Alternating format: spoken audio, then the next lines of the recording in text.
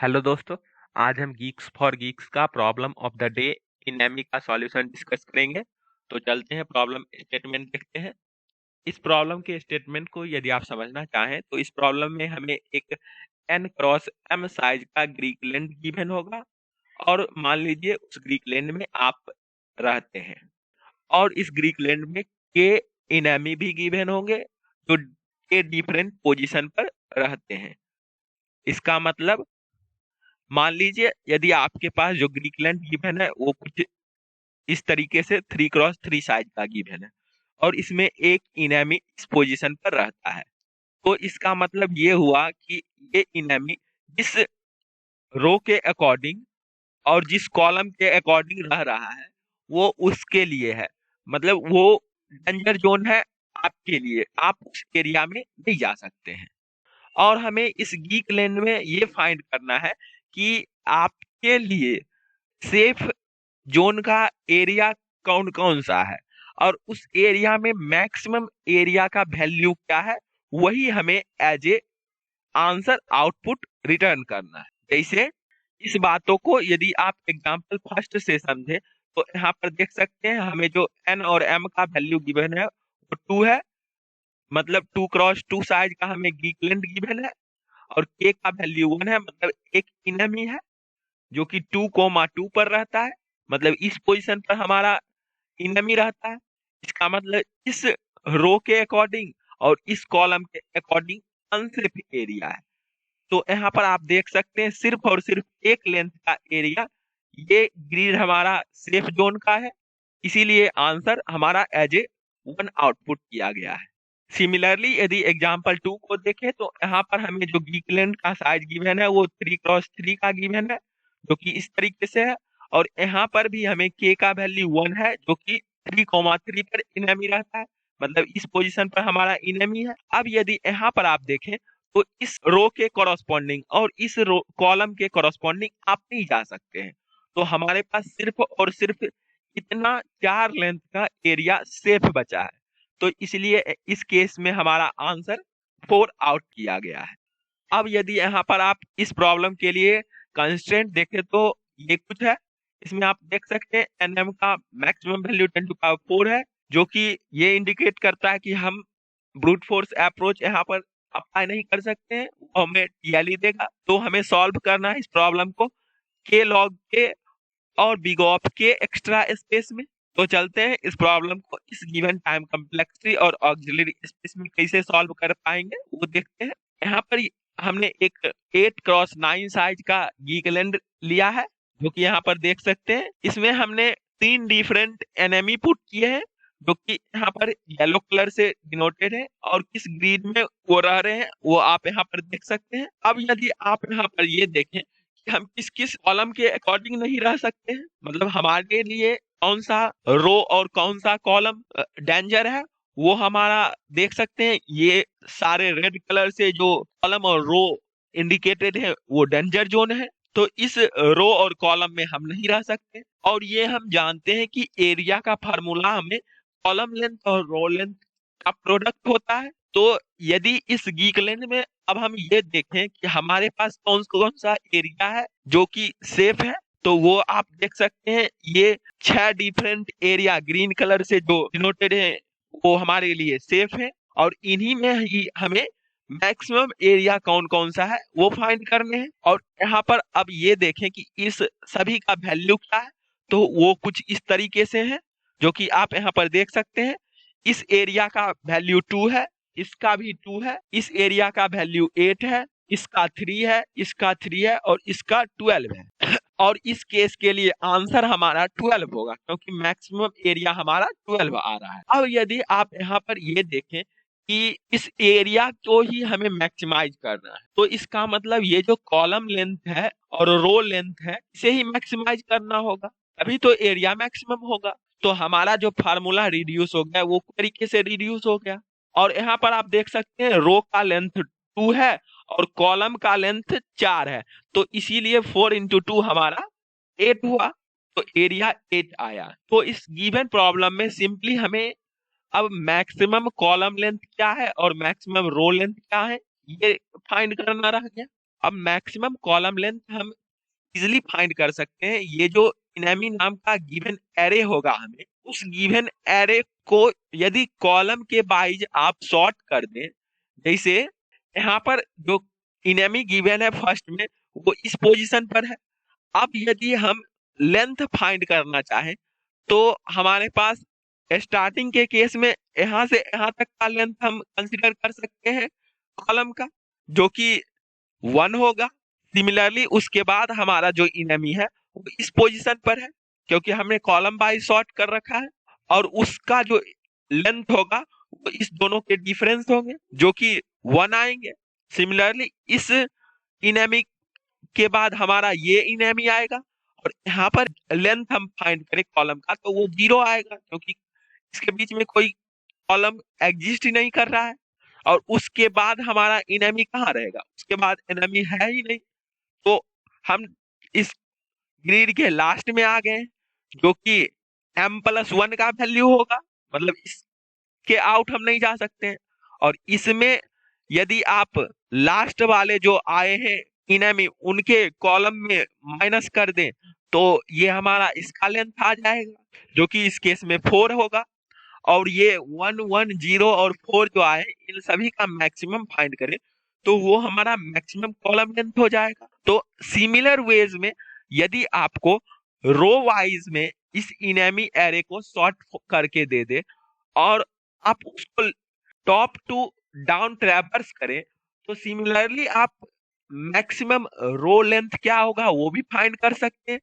पहले आप हर एक इनेमी के लिए जो रो आपके लिए अवेलेबल है उसका लेंथ फाइंड करेंगे, और उनके बाद उन सभी का मैक्सिमम लेंथ ले लेंगे। और इस केस में आप देखें तो 2 डिफरेंट लेंथ आएंगे रो का, वो हमारा ये 2 लेंथ का यहाँ पर होगा और ये यहाँ पर 3 लेंथ होगा, और इन्हीं में मैक्सिमम हमें लेना। तो मैक्सिमम हमारा देख सकते हैं इस केस में रो लेंथ 3 आएगा, और इधर से कॉलम 4 आया था तो 4 × 3 आप यदि करते हैं तो वो 12 होता है, जो कि मैक्सिमम एरिया हमें देगा, और वही आंसर भी इस केस का होगा। तो ऐसा ही लॉजिक हम अपने कोड में इंप्लीमेंट करेंगे। तो चलते हैं, अब हम कोड देखते हैं। यहाँ पर सबसे पहले हम जावा कोड डिस्कस करेंगे। यहाँ हमें लार्जेस्ट एरिया फंक्शन गिवन है उसे ही कंप्लीट करना है। इस फंक्शन में आते ही सबसे पहले हम चेक करेंगे कि क्या के का वैल्यू 0 तो नहीं है, मतलब इनेमी हमारे पास है ही नहीं। उस केस में हम सिंपली m × n रिटर्न कर देंगे, क्योंकि हम पूरे ग्रिड में रह सकते हैं और वो हमारे लिए सेफ एरिया होगा, और उसका मैक्सिमम वैल्यू m × n ही होगा। और यदि ये केस नहीं होता है तब हम अपने कोड को लिखते हैं। सबसे पहले हम यहाँ पर मैक्सिमम कॉलम का लेंथ क्या है उसे फाइंड करेंगे। उसको फाइंड करने के लिए इस इनेमी एरे को कॉलम के वाइज सॉर्ट करना होगा, जो कि जावा में कुछ इस तरीके से सॉर्ट किया जाता है। आप देख सकते हैं लैम्डा फंक्शन का यूज हमने यहाँ पर किया है, और फर्स्ट इंडेक्स के अकॉर्डिंग हमने सॉर्ट कर दिया है। और इस मैक्स कॉलम को हमने इनिशियलाइज इनेमी ऑफ 0 ऑफ 1 में डिक्रीमेंट करके किया है। मतलब पहले पोजीशन पर आपका इनेमी ये आया है तो स्टार्टिंग में हमारा इतना लेंथ का तो कॉलम हो ही सकता है ना, जो कि 0 से इस पोजीशन तक का लेंथ होगा। और ये हम सिंपली जिस कॉलम पर इनेमी फर्स्ट वाला है उसमें 1 से डिक्रीमेंट कर देंगे, ये हमने यहाँ पर किया। और उसके बाद हमने हर एक इनेमी के लिए एक फॉर लूप रन किया है, और हर एक इनेमी के केस में फाइंड करेंगे कि हमारा लेंथ क्या है कॉलम का। और उसके लिए हम हमारे पास 2 इनेमी का कॉलम का पोजीशन चाहिए, तब हम इस दोनों के बीच का लेंथ फाइंड कर पाएंगे। और यदि मान लीजिए जिस पोजीशन पर आप लास्ट में पहुंच गए हैं उस केस में आपको कंसीडर कॉलम के लास्ट वाले पोजीशन को करना होगा, वही हमारा लेंथ होगा उस केस में। तो वही हम यहाँ पर चेक कर रहे हैं कि क्या हमारा आई लास्ट में तो नहीं पहुंच गया। लास्ट में जाएगा तो उस केस में हमारा जो लेंथ होगा वो कुछ इस तरीके से होगा, मतलब ये पॉइंटर हमारा m+1 पे इनेमी है, और ये पोजीशन हमारा इनेमी ऑफ i, 1 है, और इस दोनों में डिक्रीमेंट हम करते हैं तो ये लेंथ आपको आएगा, और इस लेंथ को भी हमें एक्सक्लूड करना है तो इसलिए हम -1 कर दिए हैं, तो हमारे पास ये लेंथ आ जाएगा। और फिर कंपेयर कर लेंगे मैक्सिमम कॉलम से, जो मैक्सिमम होगा उसे स्टोर कर लेंगे मैक्स कॉलम में। सिमिलरली यदि हम इस केस वाले में नहीं है, तब हमारा जो लेंथ होगा वो ये होगा, मतलब इस इनेमी के पोजीशन जो है और इस इनेमी के पोजीशन जो है उनमें सब्ट्रैक्ट करेंगे, जो कि यहाँ पर i+1 ऑफ 1 में माइनस किए हैं इनेमी ऑफ i ऑफ 1, और वो जो आएगा वैल्यू वो इस लेंथ को इंडिकेट करेगा, लेकिन हमें इस लेंथ को नहीं इंक्लूड करना है, इसलिए हम 1 से डिक्रीमेंट यहाँ पर भी किए हैं, और उसके बाद हमारा जो लेंथ आएगा वो ये आ जाएगा, और फिर मैक्सिमम कॉलम में हम स्टोर कर लेंगे दोनों को कंपेयर करके, इससे हमारा मैक्सिमम कॉलम का जो लेंथ है वो आ जाएगा। सिमिलरली हमने मैक्सिमम रो के लिए भी सेम अप्रोच लगाया है। सबसे पहले हम जो इनामी एरे है 2 डायमेंशनल, उसको सॉर्ट किया है रो के अकॉर्डिंग, जो कि a of 0 minus b of 0 करेंगे लैम्डा फंक्शन में, तो वो असेंडिंग ऑर्डर में सॉर्ट हो जाएगा रो के अकॉर्डिंग। और फिर हमने जो लॉजिक इधर अप्लाई किया था मैक्सिमम कॉलम फाइंड करने के लिए, वही यहाँ पर हम मैक्सिमम रो के लिए अप्लाई कर रहे हैं, और इससे मैक्सिमम रो अपडेट हो जाएगा हमारा, और दोनों के प्रोडक्ट को हम एज ए आंसर रिटर्न कर दिए हैं।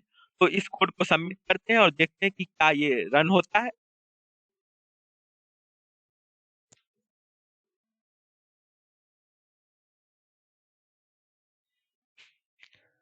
यहाँ पर देख सकते हैं हमारा कोड रन किया और टोटल टेस्ट केस पास किया। अब हम चलते हैं C++ कोड देखते हैं। C++ कोड भी हमने सिमिलर वेज में लिखा है, जो कि यहाँ पर आप देख सकते हैं।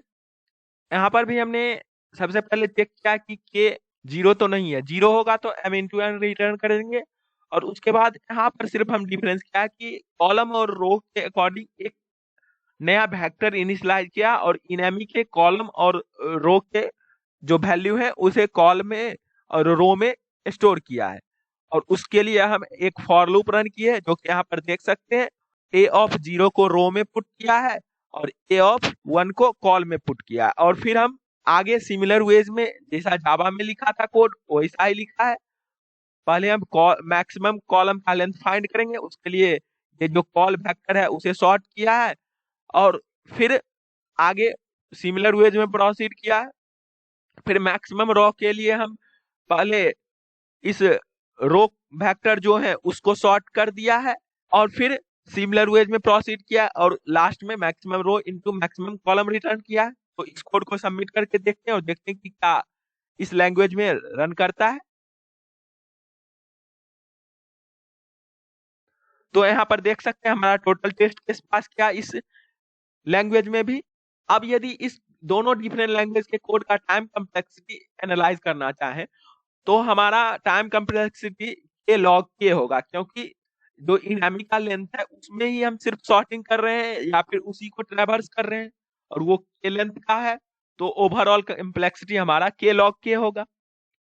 और स्पेस कम्प्लेक्सिटी सॉर्टिंग में बिग ऑफ के यूज होता है, के लेंथ का यदि वेक्टर है तो इसलिए स्पेस कम्प्लेक्सिटी हमारा बिग ऑफ के हुआ।